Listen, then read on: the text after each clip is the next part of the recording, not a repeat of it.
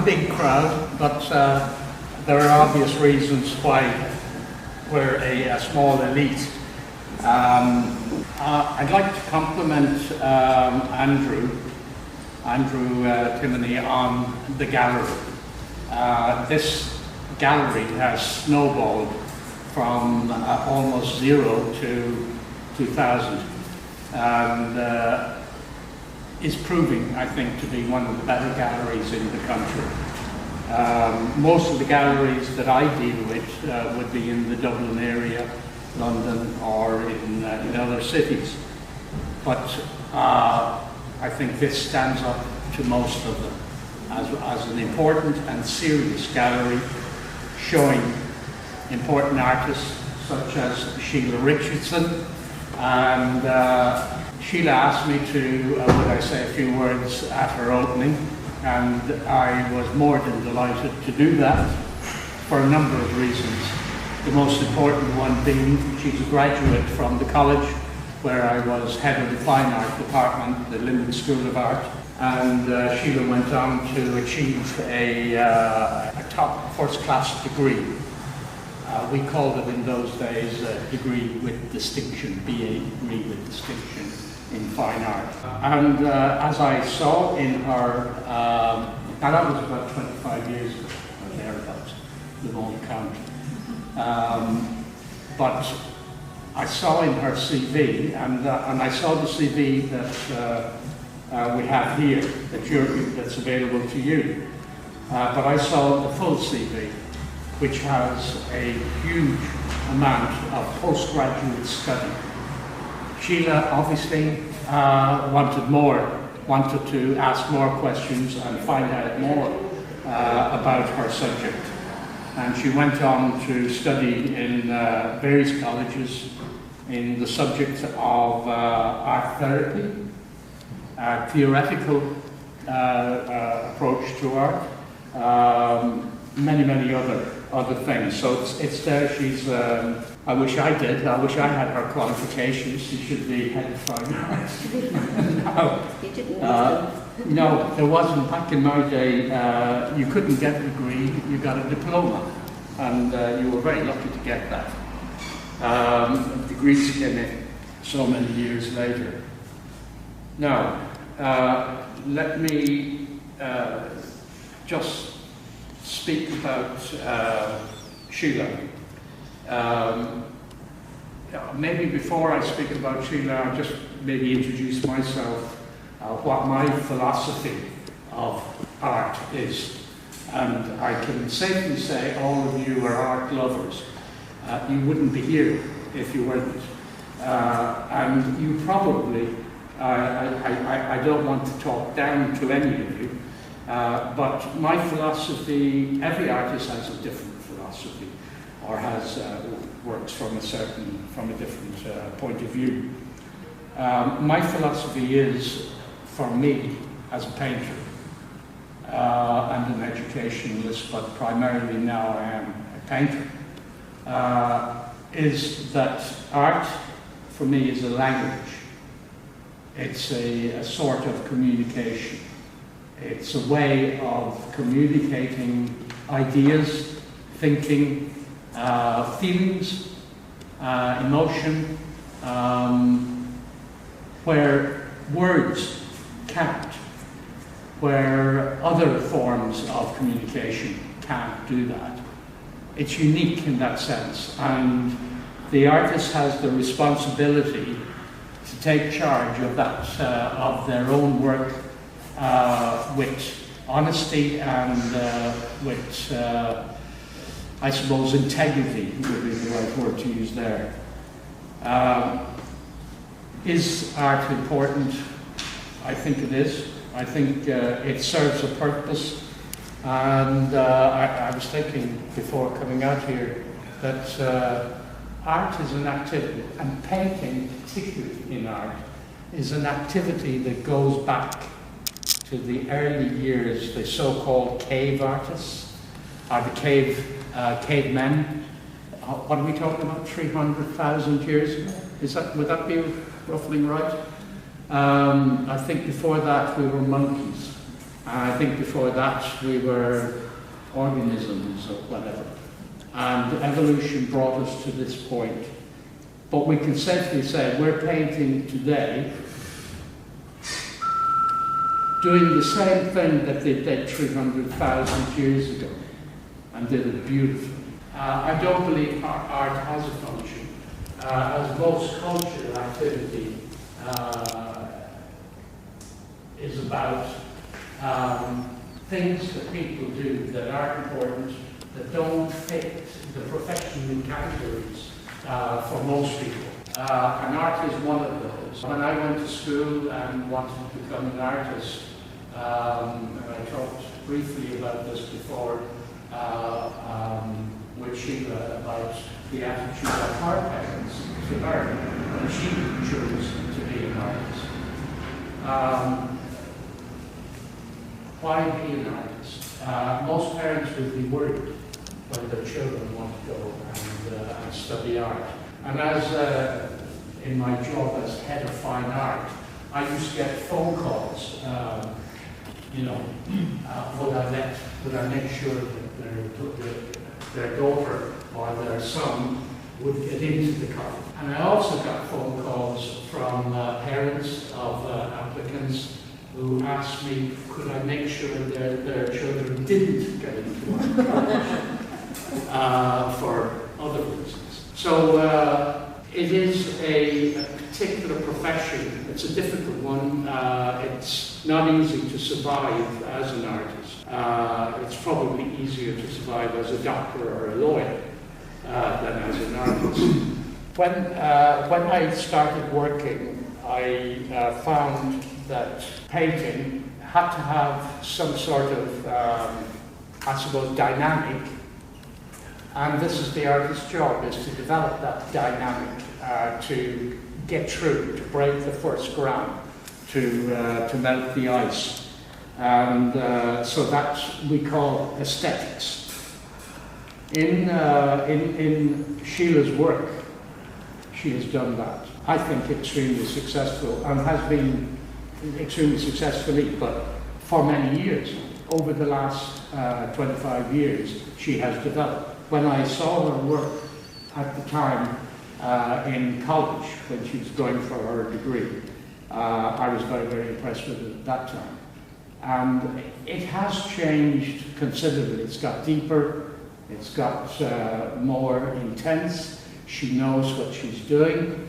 I think there's always an element of not knowing, which is almost an important ingredient to have in anything, is that when you're continuously questioning what you're doing, and she does. She questions all the time. She's tried to expand her understanding. But when I just to go back to when I was a younger artist, I'd come across the Canadian philosopher Marshall McLuhan. If anyone knows Marshall McLuhan, or was that something from the 60s? He coined the phrase, the medium is the message. Anybody heard that before? He also coined the phrase global village. Just to take those two phrases, the medium is the message, can be applied directly by an artist in terms of expression. Sheila uses paint to express herself. Paint, pigment, has colour. It has tone, it has texture, it has liquidity. It's like mud sometimes, it's like soup at other times. It changes depending on how you use it. She understands that. And in there is the technique and the methodology of the artist. Her influences, I always hesitate in looking for influences for any artist, because it's sort of easy to list off a series of names. I know the Francis Bacon. He's an Irish artist, but lived in the UK, or he was born of British parents in Kildare. Francis Bacon is, when I was in college as a young artist, I looked at him and I saw a very, very large exhibition of his in the Municipal Gallery in Dublin. I think it has another name now, that gallery. And I was extremely impressed. So I didn't know that he was influencing me, but some art critics pointed out that he was. And I was resentful of that, that being influenced, as though this person was more responsible for me than I was for myself. But I just read the critics wrong at the time. Anyone is perfectly entitled to seek out influences. I think the influences in this case are Matisse looks very, very high on the list. But Matisse was, I think, a very, very special 20th century artist in the sense that he broke all the rules, he didn't move into, when it was popular to move into Cubism and other forms of art. He competed with Pablo Picasso, which I think is there too. Pablo Picasso, we wouldn't see too many Pablo Picassos in Ireland, but they are there. There's one in the Hunt Museum, by the way. It's just a drawing. I think it was a drawing he did as a young man as a menu. And but it has his hand was there, was very much there. So influences are important, but the deeper influences are not the styles or the look of other artists' work. They're your own internal objectivity, what you want to do with your painting. And Sheila's produced, I think, very vibrant, her vibrant love of colour. She's used that very intelligently. I looked around all the works. I looked for weaknesses. I looked for things I didn't like. I couldn't find them. They were always there. They were always, everything seemed to be considered. I think I put it to you when I came to your studio. Why don't you use grey? And I think you showed that. To me, grey is a very important colour. Black is a very important colour. White is a very important colour. But there's no white, there's no black. Yes, there is black. The Impressionists would never paint black.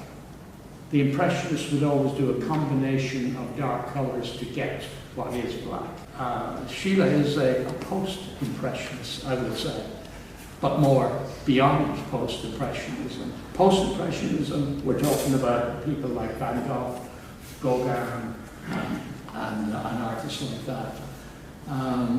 Very, very artists who broke ground. But I think Sheila is breaking ground here. I think the works are have an intelligence, as I said. They have a vibrance. There's a commitment within the work, but there's an authority as well. She knows what she's doing. She's not. I don't think you could. If I criticised Sheila, she would look at me and she would acknowledge what I say, but it wouldn't put her off.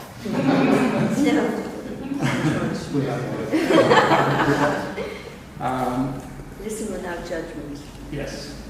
I think my mother, my wife today, would be my biggest judge, biggest critic. She'd always say, and I'd always dismiss what she says. But when I go and think about it, I know she's right. We all need people like that. We need to have some sort of challenge to what we do. The challenge may not be the priority in one's mind, and sometimes that's an excuse for dismissing a challenge or a criticism. I think Sheila is mature as an artist. I think she's underpricing her work. I think in the future we will see Sheila's work in galleries outside Draíocht, in Adare.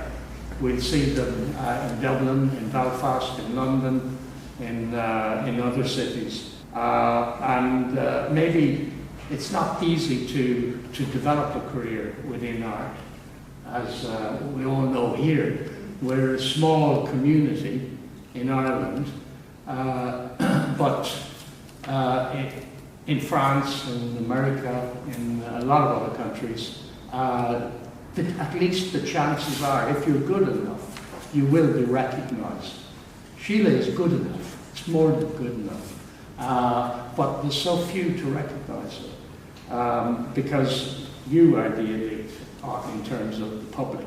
Everyone that passes by outside probably never came into a gallery in their lives. Probably have no desire to, probably don't even have the words to describe it. So we live in a community that is, to the greater part, does not accept the importance of visual art and such artists as Sheila Richardson. Sheila, I'd like to wish you every luck in the world, because that's what you will need. It is not easy to go on. I know some of you there own Sheila Richardson's paintings, and I think continue to develop your collections, but keep Sheila in mind. Thank you.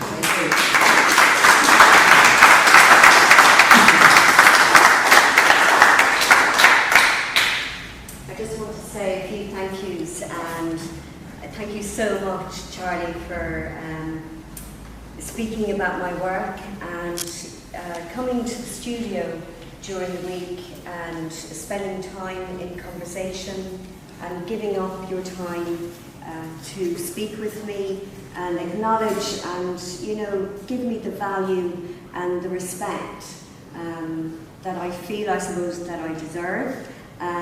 But it was great, you know, to get it from you. You've been doing this a long time. So I really, really appreciate that very much. I also want to thank Andrew, Agnes and Patrick and Draíocht for hosting this event and many events that I've had here over the years. And it's not just, you know, the business relationship, but it's our relationships together and our friendship. So I want to say thank you, and I acknowledge that very much as well. Because it is hard when you don't have a gallery that supports you, and many artists don't. So I recognise that, and I witness that, and I cherish that as well. I'd also like to thank, and I must thank, the Limerick Arts Office for their continuing support of funding my studio in Capmore. It's a brilliant studio. I've been there for 6 years. Charlie came to visit a few weeks ago. And also for part funding this event. Every year they support me by giving me the grant under the Art Act. So I'm very grateful to them as well. And also to all of you who have come here this evening to look and to listen and to be present, and those of you who have bought my work, and thank you very much. And I want to say thank you to one special person who's come here today. That's my mum. The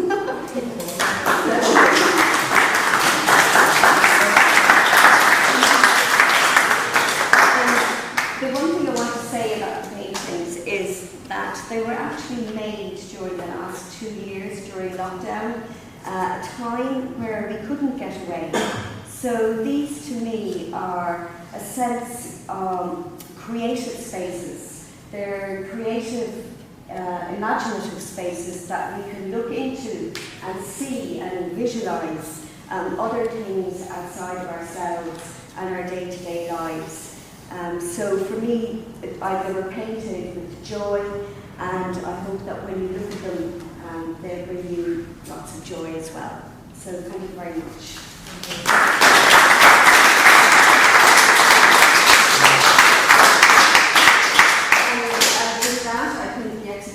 Open, and there is Ishka and Ishtaba.